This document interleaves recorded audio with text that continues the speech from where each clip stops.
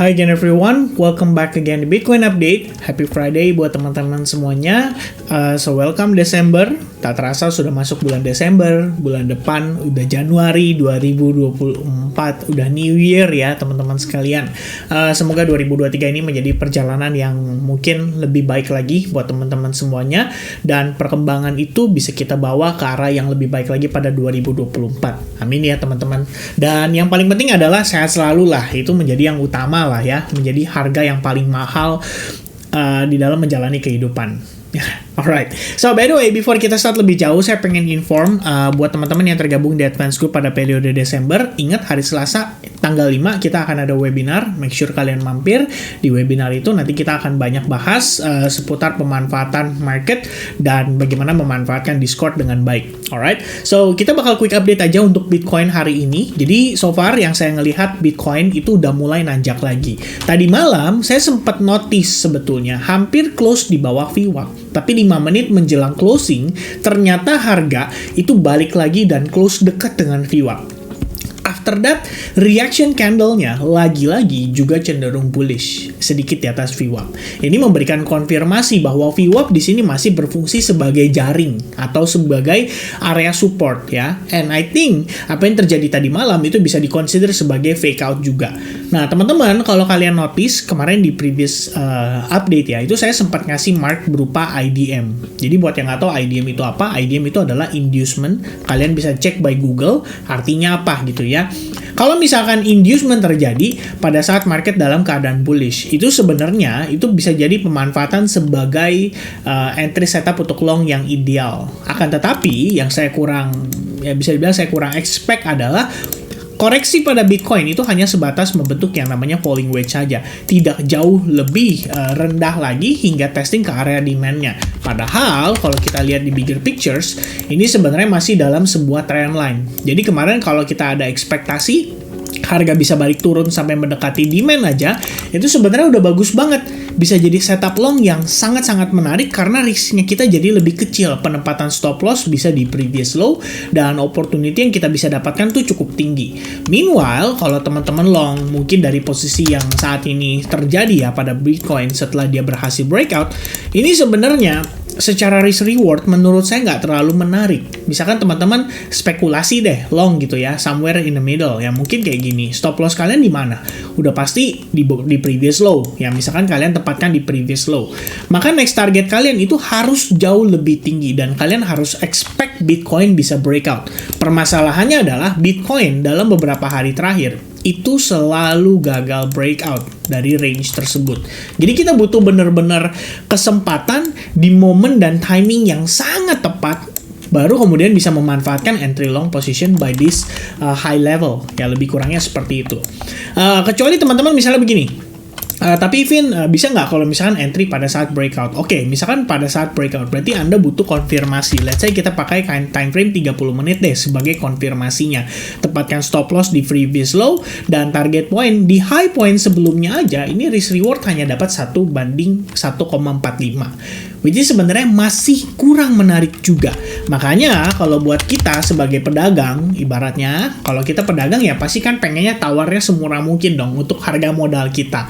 Dan ekspektasi saya kemarin adalah sedikit lebih rendah sampai ke level demand. But then yang saya tidak nyangka adalah powerful sekali ya VWAP ini teman-teman sekalian. Ya, Anda bisa lihat ini as a resistance ya, respect sangat baik after dia flip close langsung nanjak sangat impulsif, pullback, ketahan beberapa kali sampai akhirnya ada proses fake out. But then kalian bisa lihat dalam beberapa jam terakhir harga kembali closing bullish di atasnya beberapa kali. 1, 2, 3, 4. Ya, ada retest 4 kali terhadap VWAP, tapi kemudian dia closing balik di atas VWAP. Dan itu ngasih indikasi yang sangat-sangat bullish dan sangat-sangat positif.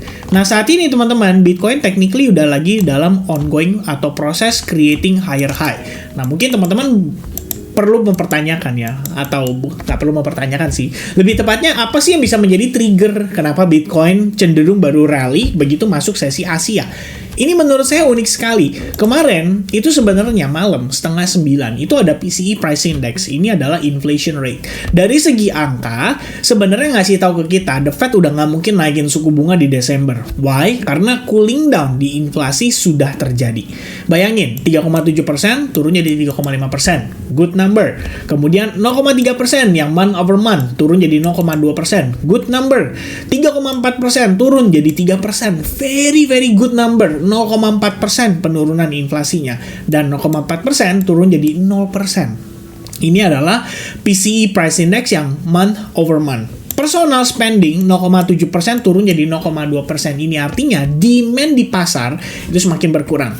Nah, implikasinya harusnya gimana pada saat data ini berhasil menunjukkan kepada kita bahwa inflasi cooling down. First one adalah dolar harusnya turun. Kenapa? Karena reaksi pasar terhadap data tersebut memberikan informasi bahwa pertemuan Fed pada tanggal 13 Desember, which is dalam beberapa hari ke depan, itu bisa dipastikan tidak akan melakukan kenaikan suku bunga lagi. Jadi pasti suku bunganya, wah ini nggak boleh bilang pasti teman-teman ya, probabilitasnya tinggi 95,4% itu suku bunganya tetap tidak akan ada peningkatan suku bunga. Kira-kira seperti itu. Maka reaksi pasar harusnya adalah bullish buat market crypto, bullish buat stock market. Which is, itu juga yang saya sampaikan. Sebenarnya, di Discord ya, mungkin saya coba untuk sambil share Discord sedikit ke teman-teman nih. Alright. By Discord ya, ini udah update dari tadi malam sebetulnya ya. PCE release positive for market sebab angka menunjukkan inflasi sudah cooling down, no more rate hike in Desember 2023. Kemudian saya berikan market update.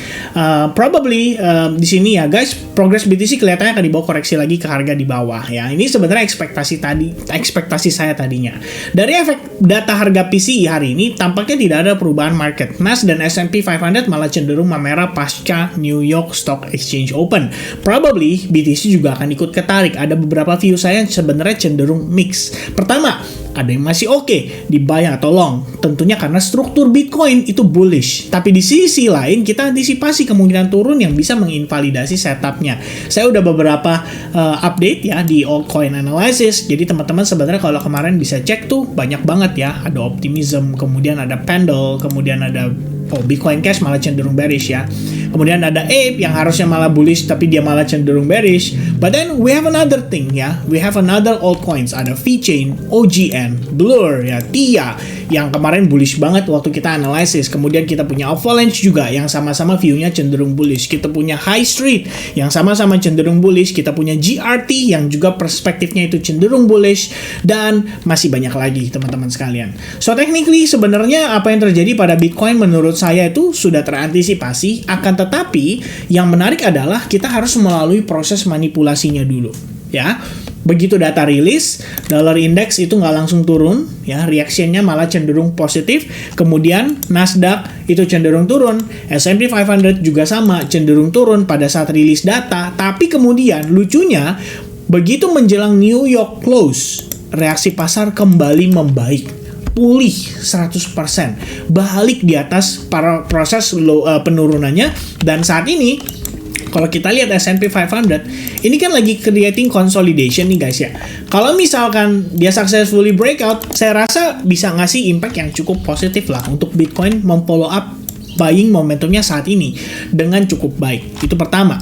Kedua, kalau kita lihat lagi, ini nggak cuma terjadi di S&P 500 dan Nasdaq gitu ya. Kita perlu lihat juga mother of index yaitu Dow Jones. Dan Dow Jones so far ini udah create higher high lagi dan menuju ke all time high-nya lagi teman-teman ya. Hanya tinggal beberapa persen saja selisihnya, yaitu sekitar 2,9%. Dan apabila ini terjadi sebetulnya kita bisa katakan market saat ini udah bull run ya. Bukan Bitcoin. Kita ngomongin bukan Bitcoin, tapi stock market. Stock market already in bull run. Dow Jones plus, S&P 500 juga mendekati all time high. Nasdaq mungkin sedikit delay, tapi sebelumnya dia udah dapat momentum yang lebih baik daripada S&P dan juga Dow Jones. Dan saya rasa apa sih yang bisa menjadi trigger atau penyebab ini? Tidak lain dan tidak bukan adalah US election year 2024 United States presidential election. Dan ini kayaknya bisa dibilang ya akan mempengaruhi market dengan sangat baik, sebab biasanya didandanin teman-teman, dan menjelang akhir tahun orang percaya ada yang namanya window dressing, kemudian Santa rally, dan itu harusnya bisa menjawab ya whether Desember itu akan jadi Desember atau Desembul, ya kan? Nah teman-teman sekalian, pergerakan Bitcoin secara perspektif time frame daily, sebetulnya beberapa kali kita selalu gagal untuk berusaha closing di atas $38.000. Dan ini adalah untuk kesekian kalinya kita percobaan bergerak kembali di atas level $38.000. Nah, good newsnya adalah berbarengan dengan open candle monthly. Jadi, pada saat monthly kemarin closing dalam keadaan bullish, itu dapat reaksi atau chain reaction ke hari ini. Jadi impact-nya bisa dibilang sangat baik ketika candle monthly itu closing dalam keadaan bullish. Ini sama kayak candle-candle yang mungkin di time frame 5 menit, hourly, ketika dalam keadaan momentum yang sangat kuat, next candle-nya itu kecenderungan juga ikut mendorong minimal harga untuk create slightly higher high dan ngejar ke high point pada bulan November, teman-teman ya. High point pada bulan November itu ada di $38.437. Nah, ini biasanya kalau buat teman-teman yang mungkin trading menggunakan konsep ICT, kalian pasti melihat ini sebagai liquidity, ya kan? Perlu ngejar dulu. Jadi draw on liquidity-nya ada di atas 38.400, mungkin nge-spike dulu ke atas, baru kemudian either itu koreksi atau melanjutkan penguatan. Nah, itu udah lain ceritanya, teman-teman. Yang pasti adalah saat ini dengan proses candle monthly yang baru open ya dalam beberapa jam terakhir, which is jam 7 dia baru open new candle. Saat ini harga itu langsung create higher high ya. Yang dikejar duluan itu adalah highest point-nya. Makanya ini menjadi sebuah pertanyaan bagi kita semua. Apakah hari ini ya pada saat new candle pada Desember itu Bitcoin akan benar-benar valid this time closing di atas 38.000? Dan jika itu yang terjadi, maka sebenarnya plan atau skenario yang kita bahas dalam beberapa hari terakhir itu sebenarnya bisa sangat valid. Kita bisa ngejar ke level ya perhaps $40.000 ya as the highest point, because itu adalah area supply yang sangat besar. Saat ini kita sudah memasuki area supply-nya, 50%-nya aja itu ada di kisaran 38.800, which is slightly higher high. Itu sangat-sangat possible untuk kondisi Bitcoin yang saat ini sedang narik ya, bisa dibilang dalam keadaan bullish yang cukup signifikan. Nah, teman-teman, concern saya cuma satu, ini baru London session, kita belum tahu New York nanti malam follow up-nya akan seperti apa. Dan pada saat proses Bitcoin create higher high ini, satu yang menurut saya cukup menarik adalah stochastic RSI sudah mulai masuk atau mendekati territorial overbought-nya. Nah, ini sebenarnya unik ya. Waktu beberapa hari lalu, kita sempat bahas juga menggunakan stochastic RSI. Momen di mana dia crossing up itu terjadi pada saat retest terhadap exponential moving average 21. Saya pikir ini bisa menjadi indikasi Bitcoin nanjak lagi minimal ngejar ke 40.000. Tapi dengan penguatannya yang terbatas sekali dan stochastic RSI-nya pun yang sudah mendekati area overbought, ini menjadi indikasi bahwa penguatan pada Bitcoin somehow tetap terlihat adanya pelemahan dari perspektif momentumnya. Lalu, beberapa hari lalu atau lebih tepatnya di video kemarin, itu ada satu viewers kita yang bilang, ngasih tahu gitu ya, bahwa di Telegram, teman-teman pasti tahu kan, Whales Alert Bot ya kan, di dalam grup Telegram, itu Bitcoin inflow ke exchange dalam jumlah yang lumayan besar, at least beberapa hari terakhir. Jadi menjadi concern bagi kita, apakah mereka masukin Bitcoin dari wallet pribadi atau unknown wallet ke dalam exchange bertujuan untuk mereka taking profit, ya kan? Nah, sebenarnya apakah itu bisa dijadikan acuan? Mungkin, ya, beberapa orang percaya bahwa Bitcoin inflow ke dalam exchange itu besar resikonya untuk market mengalami koreksi atau akan ada aksi profit taking dari para whales tersebut. But selama belum terjadi, ya kita nggak bisa bilang ini akan terjadi 100% gitu ya. Karena kita cuma bisa mengantisipasi saja sedari sekarang ini. Nah, teman-teman, buat saya secara summarize ya, buat saya secara kesimpulan lah dari apa yang saya sampaikan sepanjang video ini saya bikin ya. Nanti pikirnya gitu lagi ya kan, udah panjang lebar kali tinggi tapi tidak ada conclusion. Nah, teman-teman, kemarin sebenarnya udah cukup jelas ya, struktur time frame kecil itu overall bullish. Hanya pada struktur yang paling kecil saja kita melihat ada probabilitas Bitcoin bisa mengalami koreksi, which is koreksi itu bisa ngasih kita opportunity. Opportunity untuk apa? Buy long. Ya, jadi jelas sebenarnya secara direction saya lebih prefer cari long setup untuk saat ini. Mengapa demikian? Karena sebenarnya overall structure itu masih dalam keadaan bullish. Cuma seperti yang tadi saya jelasin di awal, risk rewardnya itu juga harus ideal. Kita sebagai pedagang, kita juga harus mengerti bahwa negosiasi itu harus ada. Kalau kita bisa dapetin diskon, kenapa kita harus mengharapkan atau kita beli dengan harga yang sangat mahal? Ibaratnya seperti itu. Kalau misalkan teman-teman scalper memanfaatkan time frame 15 menit, ya probably this is your market ya. Anda bisa manfaatkan dengan baik untuk setup long dan lain sebagainya. But buat kita yang mungkin swing, kita expecting a better price supaya risk dan reward yang kita bisa dapatkan itu bisa jauh lebih besar. Itu saja sebenarnya. Jadi ini masalah perspektif. Ya, kalau pemanfaatan untuk spot, wow, oke. Blur udah mulai breakout ya. Pas banget nih per saya bikin video ya, teman-teman sekalian. Saya udah set alert. Blur kalau misalkan dia berhasil breakout, ini market structure shift, which means harusnya ada opportunity untuk Blur bisa cenderung nanjak lagi ya. Ini juga analisis yang kemarin saya bagiin di dalam grup advance ya. Saya pikir ini menjadi opportunity untuk dimanfaatkan dengan cukup baik. Okay, let's see. Blur. There you go ya. This is my analysis dari kemarin nih teman-teman ya. Blur itu sudah ongoing proses untuk create higher high. Mudah-mudahan dia valid untuk shift ya. Nah, tadi sampai di mana?